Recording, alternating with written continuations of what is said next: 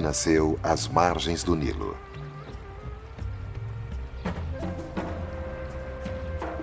O Egito em toda sua glória monumental. Vislumbres desses tempos remotos ainda existem em grande abundância. Às vezes grandes, construídos para serem vistos, mas mais frequentemente menores e escondidos.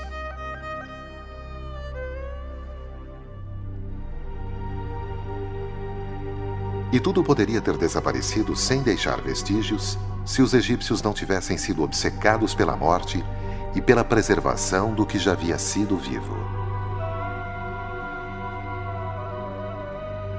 Para os egípcios, a vida após a morte era tão real quanto a própria vida. Em sua jornada, uma alma precisava de alimento, abrigo e companhia. Então, os egípcios enchiam suas tumbas com presentes e decorações que refletiam a jornada terrestre da alma. Essas tumbas ainda têm uma história para contar, se puderem ser encontradas. Ao sul do delta, às margens do Nilo, fica um lugar chamado Saqqara. Aqui, há cerca de 5.000 anos, os egípcios construíram sua primeira pirâmide para abrigar o corpo de um faraó na forma de uma escadaria para o céu.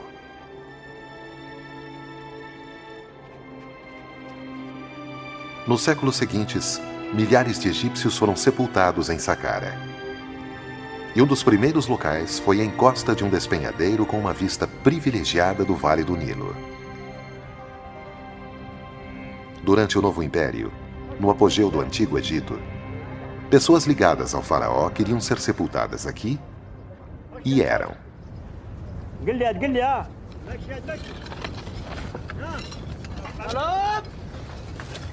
Hoje, esses homens e mulheres estão sendo desenterrados. O arqueólogo francês Alain Zivie tem inspecionado as escavações nas 2 últimas décadas. Se alguém me dissesse há muitos anos que eu passaria tanto tempo aqui, eu não acreditaria. Às vezes eu me perguntava o que estava fazendo aqui, brincando com areia, sendo que não era mais uma criança. Mas eu logo me dei conta de que estava realizando o meu sonho.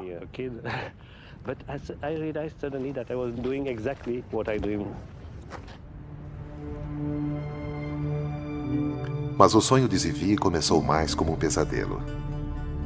As primeiras tumbas que ele descobriu estavam cheias de múmias de gatos, milhares delas vestígios dos cultos animais que floresceram durante as últimas dinastias egípcias, quando os gatos eram criados e sacrificados aos milhões.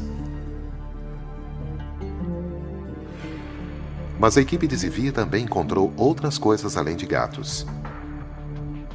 Eles encontraram um poço cheio de coisas do passado.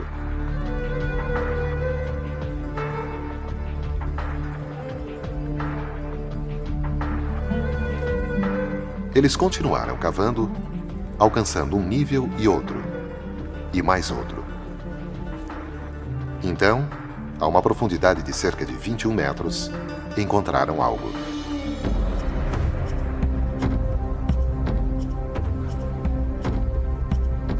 Espalhados pelos entulhos estavam os sinais de que, após anos de escavações, eles haviam alcançado a câmara funerária. Entre os itens, um canopo usado para guardar as entranhas e os órgãos vitais. E sua tampa.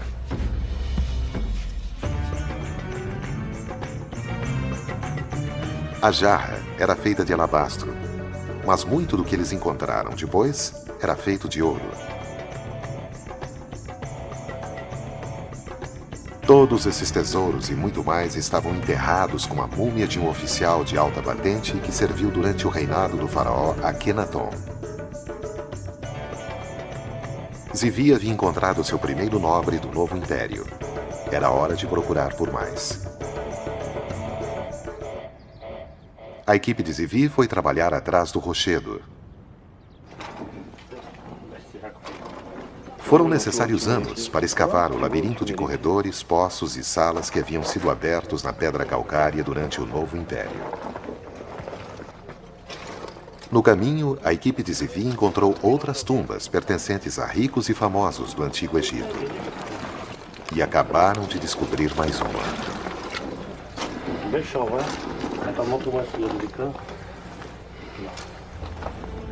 Cada sala tem algo a nos dizer, mas nem sempre está escrito. Desta vez está. Havia areia, eu tinha uma pequena lanterna comigo e vi a dama. A dama. Imagens dela adornam as paredes do santuário, onde amigos e parentes vinham reverenciá-la. Seu corpo deve ter sido sepultado mais no fundo da tumba. Quando a equipe revela mais as paredes, outras figuras da dama aparecem. Tudo sugere que ela tenha sido uma mulher influente. Eu logo percebi que esta tumba pertencia a uma mulher.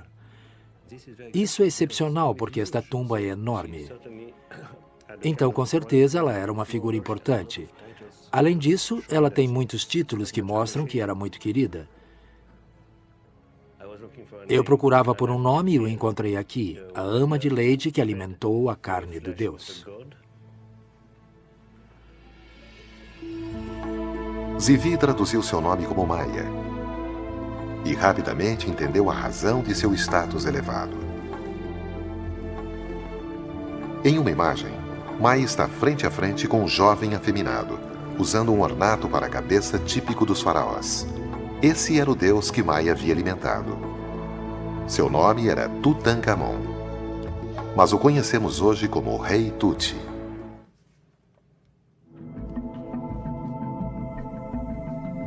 Tutankhamon é um nome conhecido desde que o arqueólogo britânico Howard Carter fez a descoberta do século no Vale dos Reis. Em 26 de novembro de 1922, Carter entrou com uma vela por uma porta que tinha estado lacrada por 3.000 anos e teve a maior emoção de sua vida. Ele havia encontrado a câmara funerária de um faraó do Novo Império que morreu antes de seu 20º aniversário. Mas ao contrário da maior parte das tumbas reais que haviam sido descobertas até então, essa não tinha sido pilhada. Em sala após sala, uma exibição de tesouros além da imaginação aguardavam-no.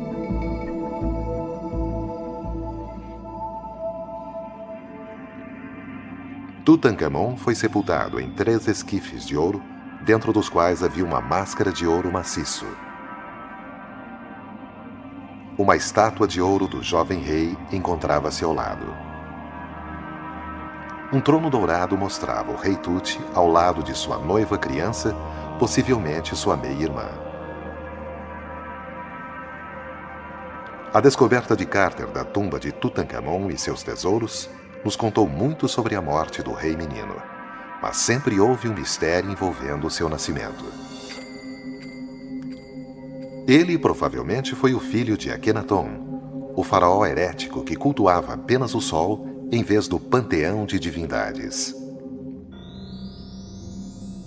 Akhenaton e sua esposa Nefertiti tiveram 6 filhas, algumas das quais são vistas aqui com seus pais. Uma cena doméstica do passado. Mas o jovem Tutankhamon nunca é mostrado nos retratos de família. Isso significa que sua mãe, provavelmente, era uma esposa secundária que morreu ao dar à luz. O faraó bebê teria precisado de uma ama de leite, e pelo que parece, ele teve uma. Maia, que certamente fazia parte da corte do faraó. Uma ama de leite, na verdade, não era apenas uma babá, mas sim uma mulher da corte. Porque amamentar, alimentar a carne do Deus, do rei, não podia ser feito por qualquer uma.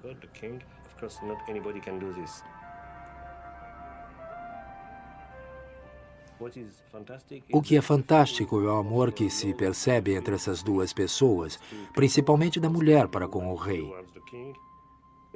Dá a impressão de que havia uma grande afeição entre o faraó e a ama de leite.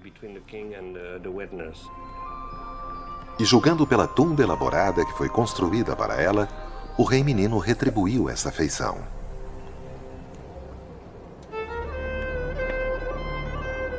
Enquanto a maioria dos nobres egípcios foi enterrada principalmente perto do Nilo, os súditos menos importantes do faraó também precisavam de tumbas, mesmo se fossem localizadas no meio do deserto.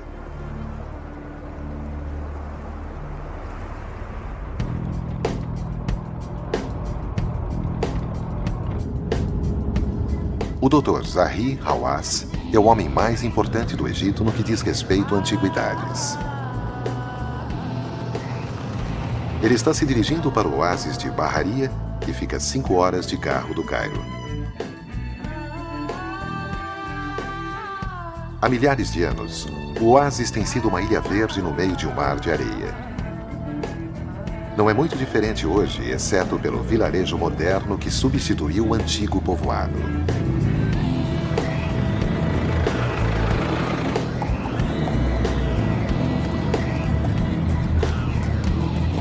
Cerca de 700 anos depois de Tutankhamon, quando o Império Egípcio já tinha começado seu declínio gradual, este era um próspero centro de agricultura. Então havia dinheiro de sobra para ser gasto em tumbas elegantes. Os habitantes locais estão cientes de que estão sobre uma mina potencial de artefatos antigos e descobriram um novo modo de chegarem até eles.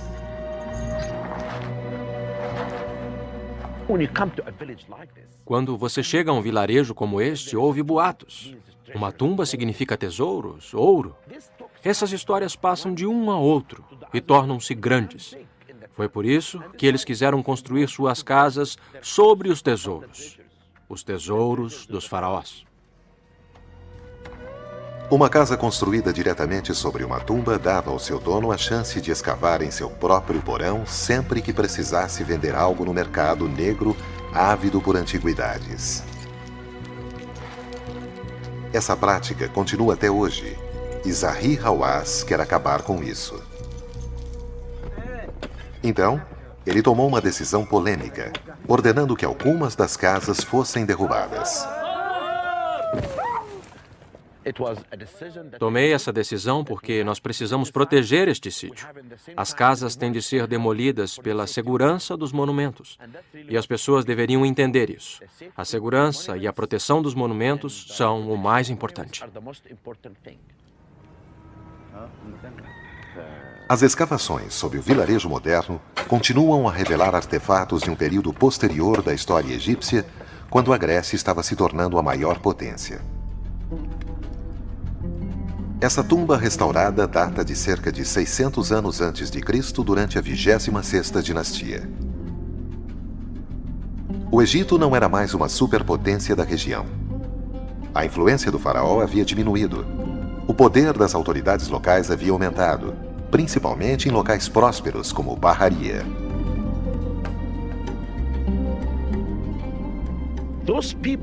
Essas pessoas puderam fazer essas lindas tumbas porque eram ricas.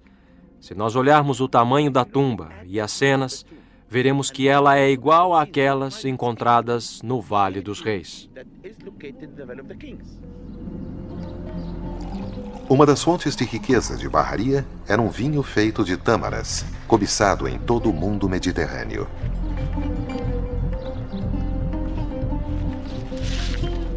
Lucravam com a colheita e o beneficiamento das tâmaras, e ainda mais levando o vinho para os mercados do Nordeste.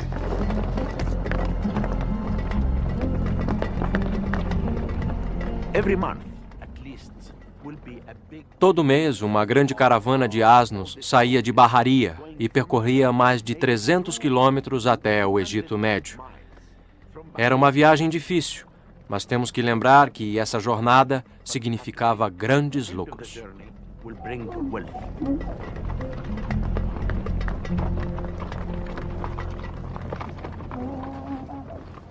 Uma das pessoas que prosperaram foi o governador da Baharia, outro nobre que servira ao faraó.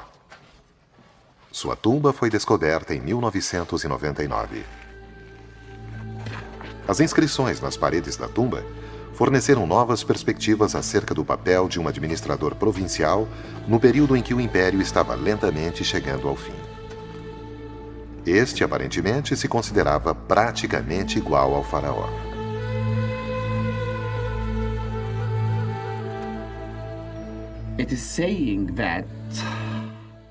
Está dizendo que ele é um sacerdote de Ísis e de Osíris.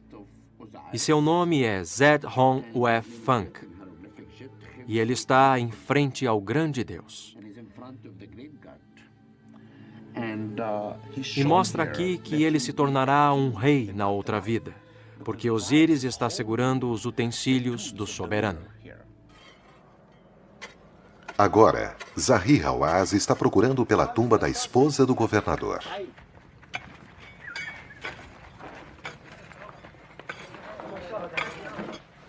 Dentro da tumba, o Dr. Hawass faz uma descoberta que o preocupa.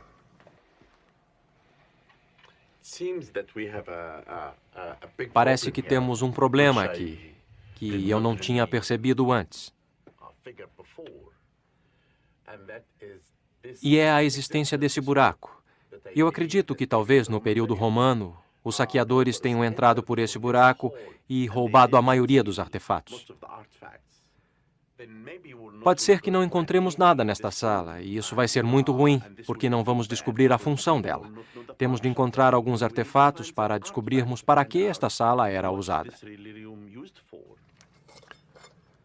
Mas os ladrões nem sempre roubavam tudo quando saqueavam uma tumba, principalmente se não tivesse valor aparente.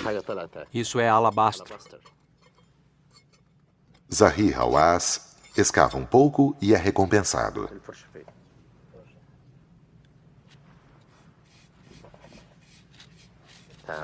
Ah, isso é bom.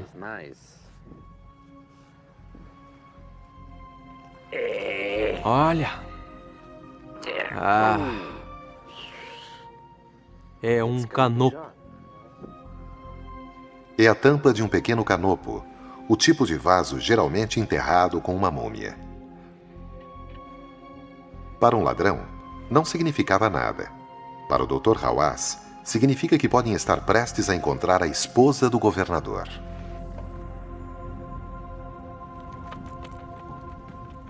Em Saqqara, Alan Zivi ainda está procurando por uma dama desaparecida.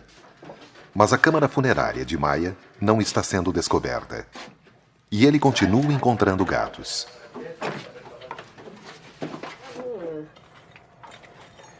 A maioria dos gatos foi enterrada aqui muito mais tarde na história egípcia, na época em que Cleópatra era a rainha e Júlio César governava Roma.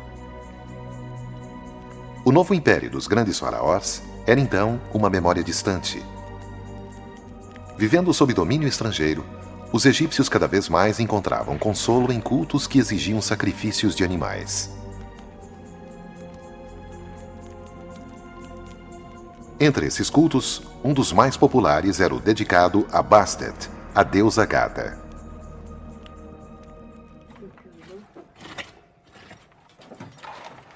Ao encontrar cada vez mais múmias de gatos, Zivi decide que é hora de examiná-las melhor, de dentro para fora.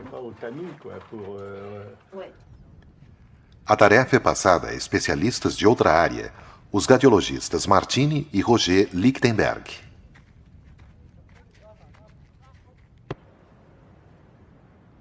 A primeira coisa que as radiografias revelam é como os gatos foram mortos. Este tem uma cicatriz bem grande na cabeça, mas ele não morreu por isso. Ele foi morto com o pescoço torcido. Está vendo? O culto a Bastet atingiu o seu apogeu no Egito nos anos que seguiram a conquista de Alexandre o Grande, no século IV a.C. As pessoas procuravam conseguir os favores da deusa e os sacerdotes tinham um ótimo negócio criando gatos e os transformando em oferendas.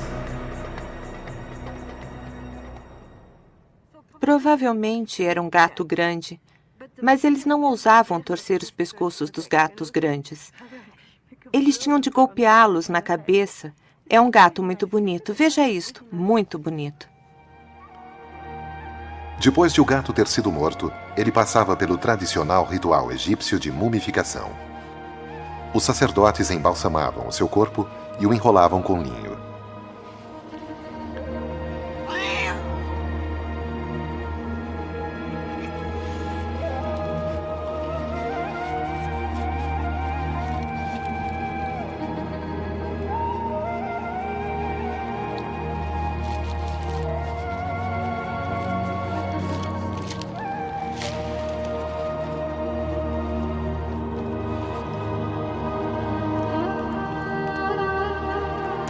Por fim, a múmia era colocada em uma das tumbas recicladas.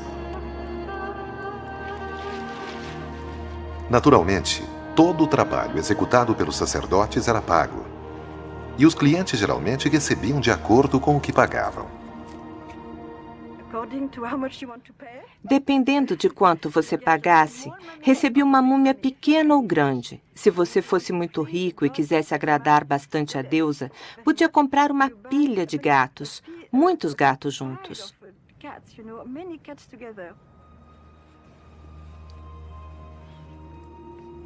Mas as radiografias sugerem que os sacerdotes nem sempre eram honestos. Veja, esta é uma múmia também, pequena, mas não é uma múmia completa. Colocaram apenas um osso dentro. Não é um corpo inteiro. É um corpo inteiro? Uma mistura de ossos. É uma mistura de ossos, certo? Só uma mistura de ossos e 25% das múmias são falsas. Elas não têm nada dentro.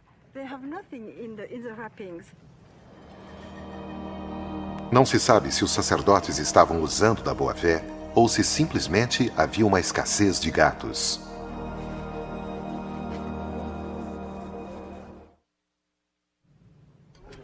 Enquanto a busca pela câmara funerária de Maia continua, a equipe de Zivi encontra a entrada para outra tumba a alguns metros dali. Os trabalhadores começam a retirar a areia e as pedras numa escavação que durará a maior parte da estação. Até lá, não há nada para se fazer a não ser esperar.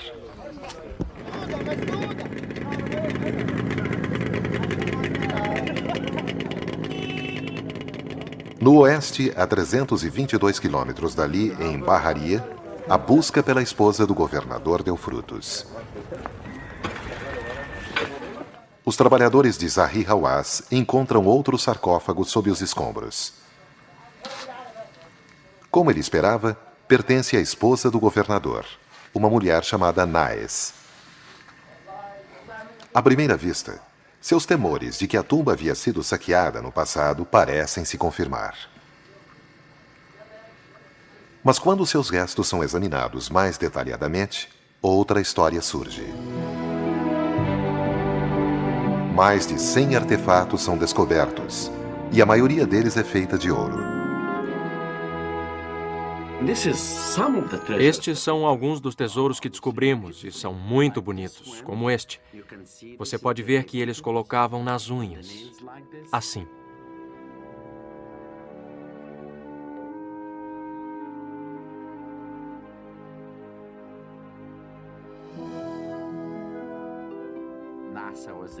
Nas era muito bonita. Ela cobriu seu corpo de ouro para ser feliz na outra vida.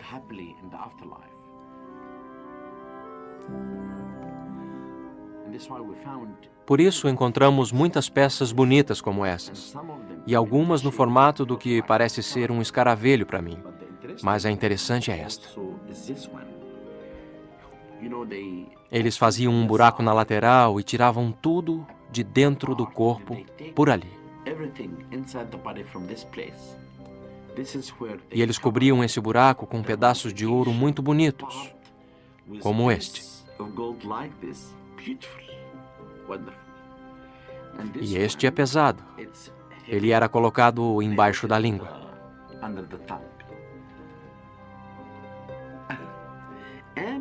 E esta é a minha peça favorita. Eu a adoro. Veja isto. Ela colocou o nome do rei no seu coração porque ele era o protetor do Egito.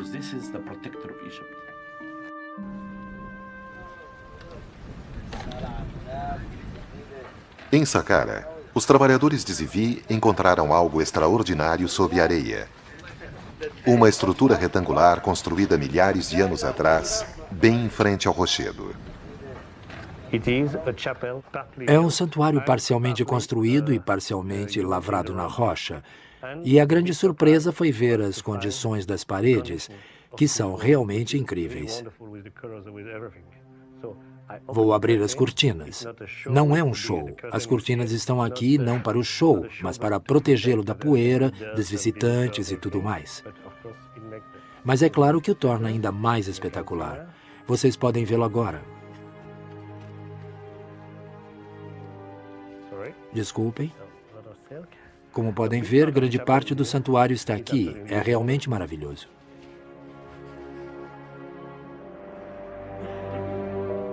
Para quem quer que seja que esse santuário foi construído, era alguém importante. A sala era grande, até mesmo para os padrões egípcios, e nenhum gasto foi poupado na decoração. Em todas as paredes, pinturas, entalhes e inscrições confirmam que a tumba pertencia a um nobre rico do Novo Império. Houve um banquete para satisfazer a sua fome na outra vida.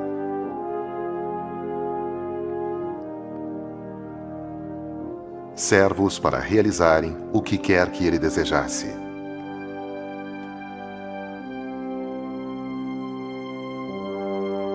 O primeiro trabalho de Zivi foi descobrir o nome do homem para quem a tumba foi construída.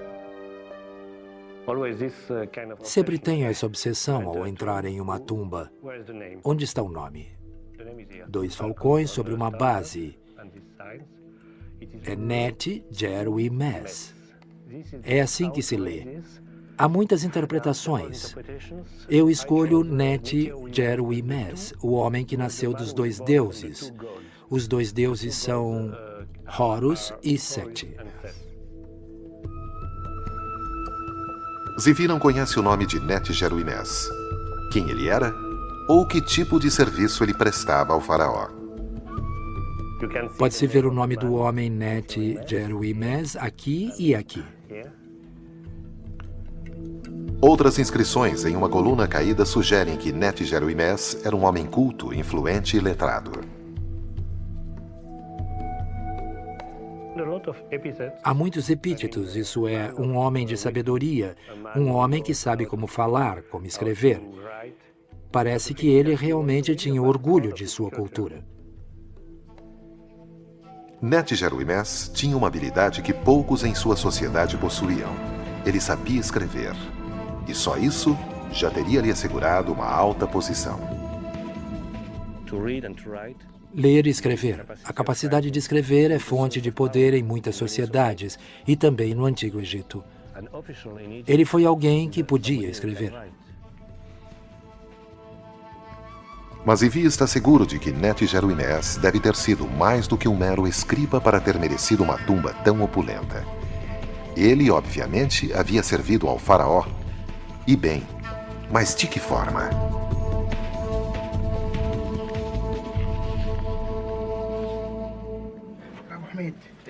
Enquanto Zivi analisa essa questão, o trabalho de escavação prossegue na outra extremidade da tumba. Acho que está bom. O engenheiro Pierre Vilar tem de diferenciar as rochas originais das que foram adicionadas posteriormente como preenchimento.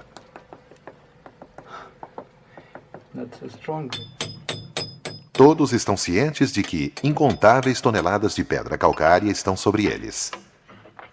É um trabalho lento. Cada rocha tem que ser carregada para fora.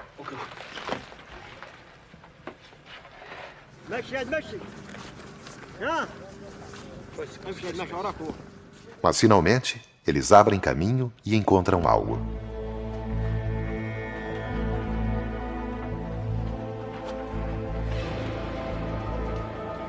É uma escultura do faraó a quem Neti Jerui Mes serviu. Uma pequena estátua de um rei que é um grande vulto da história do Antigo Egito. Ele ficou conhecido como Ramsés, o Grande. Ramsés foi um faraó que governou o Egito por mais de 60 anos. Teve mais de 100 filhos e supervisionou a construção de grandes monumentos durante seu reinado em locais como Luxor e Abu Simbel. Ramsés era também um mestre incansável da autopromoção que assegurou que a posteridade conheceria sua imagem, seu legado e seu nome.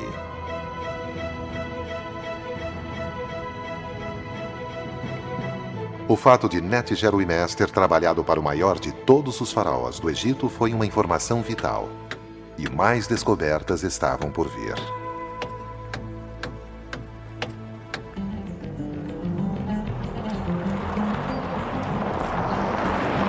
Nos limites do oásis de Baharia, fica um cemitério greco-romano descoberto por Zahi Hawass e sua equipe em 1996.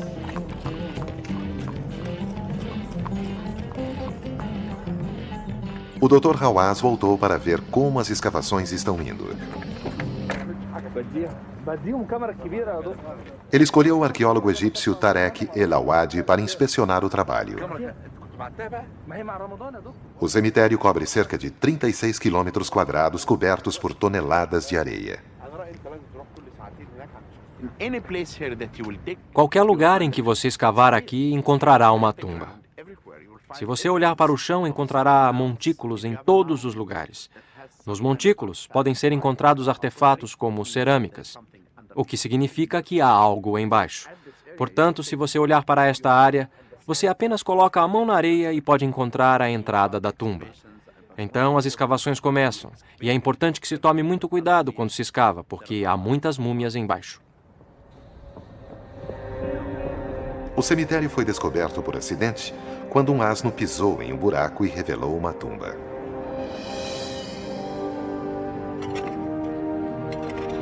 Dentro da tumba havia múmias, muitas delas.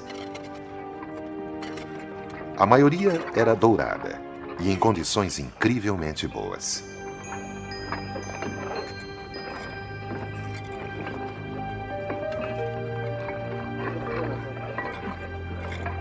O Dr. Hawass autorizou uma pesquisa mais extensiva e as múmias douradas continuaram surgindo.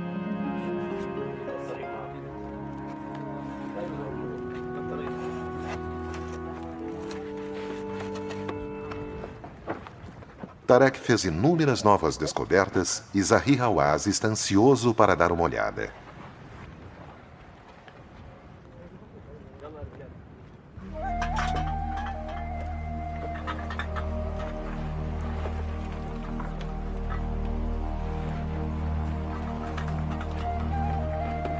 É óbvio que essa tumba foi invadida no passado por ladrões que fizeram mais que apenas roubar coisas.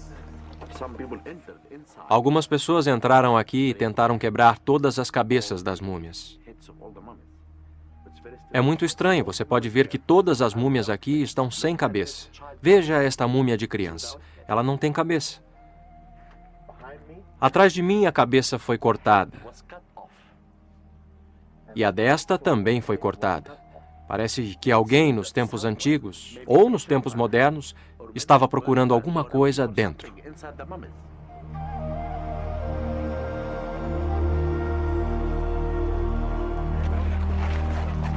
Mas até mesmo a destruição nos diz alguma coisa. Tarek acredita que, possivelmente, algumas das múmias sem cabeça sejam o resultado de uma antiga rixa familiar e que até mesmo os corpos de crianças tenham sido decapitados em um ato de vingança.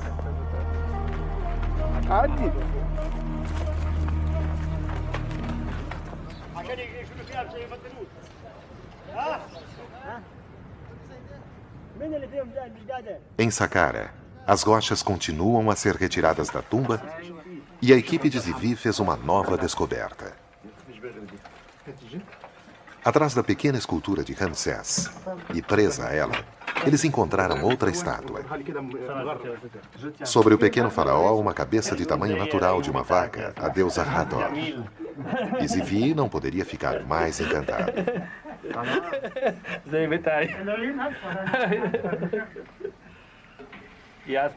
Ele me perguntou se os olhos da vaca eram verdes ou azuis. Eu disse que eram como os olhos dele, bonitos. Um dos inúmeros atributos de Hathor era o de ser protetora dos mortos e estava ali para garantir a Netjeruimés uma passagem segura para a outra vida.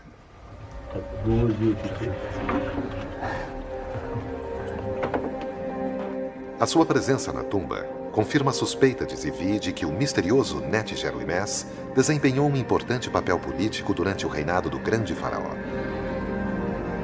Ele foi recompensado com um funeral suntuoso, presidido por Hathor e Ramsés. Mas Zivi ainda não sabia o que Netjeruimés havia feito para merecer tanto.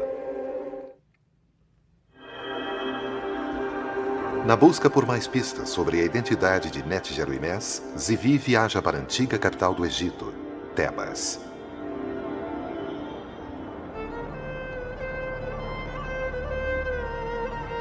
Hoje ela se chama Luxor e está cheia de monumentos construídos por Ramsés para homenagear a si mesmo.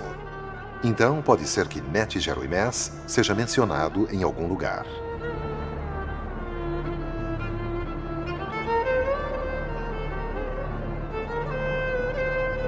As paredes ainda ecoam os feitos de Ramsés, principalmente suas vitórias militares. Eram sempre batalhas, guerras ou lutas. É história, é normal, coisas da humanidade. Toda guerra precisa de um inimigo. E quando Ramsés se tornou faraó, o maior adversário do Egito era o Império Hitita ao norte. O jovem Ramsés decidiu enfrentar os hititas no seu próprio terreno. Ele liderou um exército de cerca de 20.000 soldados para o norte e encontrou o inimigo fora da cidade de Kadesh. É uma das primeiras batalhas da história para a qual existem relatos detalhados.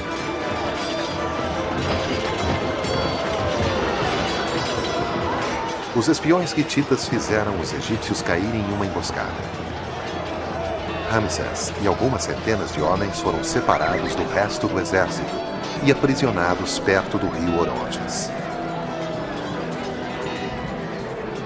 Era uma situação desesperadora, até que uma divisão reserva de soldados de infantaria egípcios lançou um contra-ataque, impelindo o inimigo para dentro do rio e resgatando o faraó.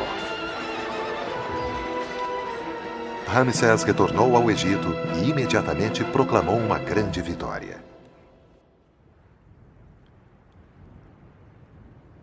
As paredes dos templos de Luxor mostram cenas dos feitos heróicos do faraó nesse dia. Há também uma cópia do Tratado de Paz que finalmente pôs fim ao conflito 16 anos depois. Zivi espera que esse documento possa dar alguns esclarecimentos sobre a identidade de Netjeruimés. As negociações foram longas e complexas, mas eles acabaram chegando a um acordo e a um tratado de paz que detalhava os termos.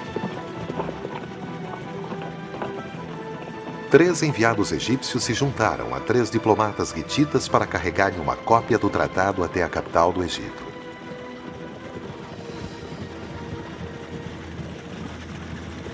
Ele prometia que a amizade substituiria a hostilidade. Cada lado prometeu não atacar o outro primeiro. Caso ocorresse um ataque por uma terceira parte, eles formariam uma aliança de defesa. Haveria uma troca de prisioneiros e um pacto de extradição. O tratado foi gravado em caracteres cuneiformes em placa de prata e apresentado ao faraó. Ramsés mandou que fosse gravado nas paredes dos templos de Tebas.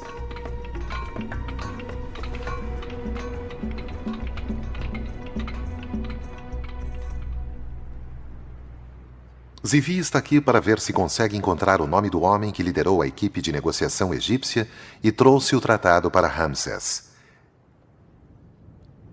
E ele encontra o que está procurando.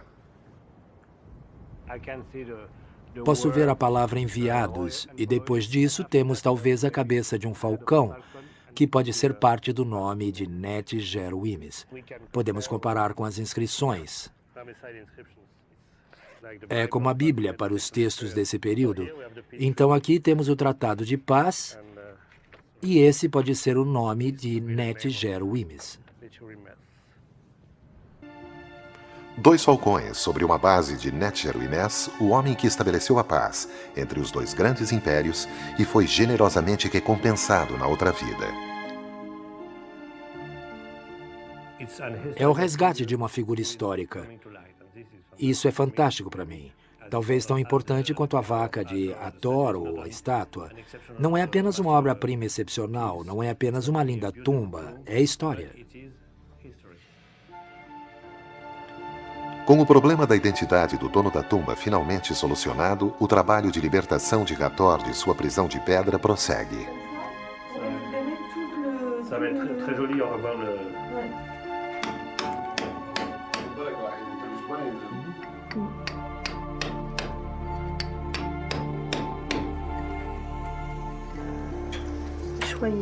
Anne Ligie injeta um adesivo na pedra para preservar as camadas finas de tinta de 3.000 anos de idade.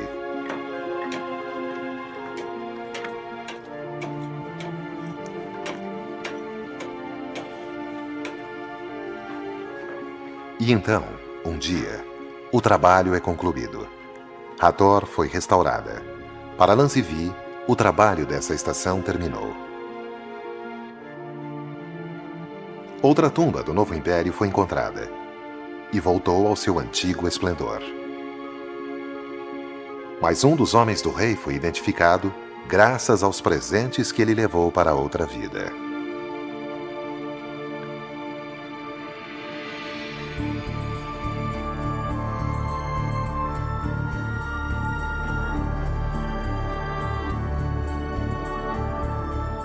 As descrições de outra tumba podem ser adicionadas ao mapa do complexo mortuário. E no próximo ano, será a vez de remover mais uma camada de areia.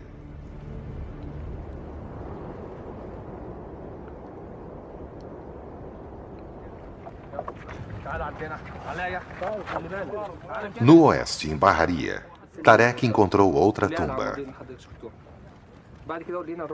Zahi Hawass está presente para inspecionar.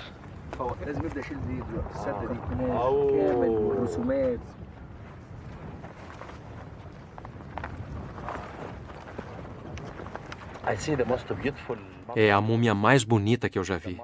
A máscara a torna tão verdadeira. Parece ser uma múmia de uma mulher. Seus olhos estão nos fitando como se ela estivesse viva.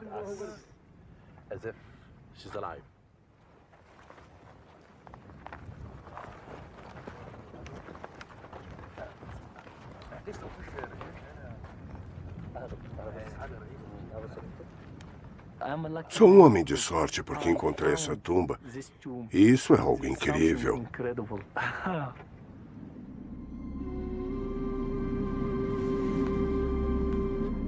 Essas múmias foram sepultadas muito mais tarde na história egípcia, cerca de 1.500 anos depois dos dias gloriosos de Ramsés.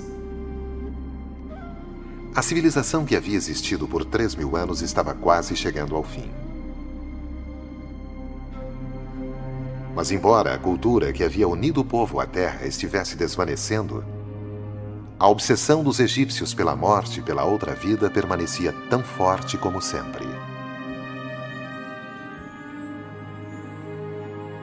O que antes havia sido um privilégio dos reis e dos homens dos reis, fora adotado pelas classes alta e média.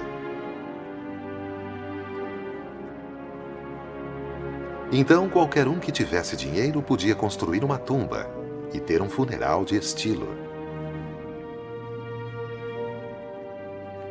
E a maioria das tumbas, que permanece sob as areias, cada uma delas com uma história para contar, aguarda pacientemente o momento de ser descoberta.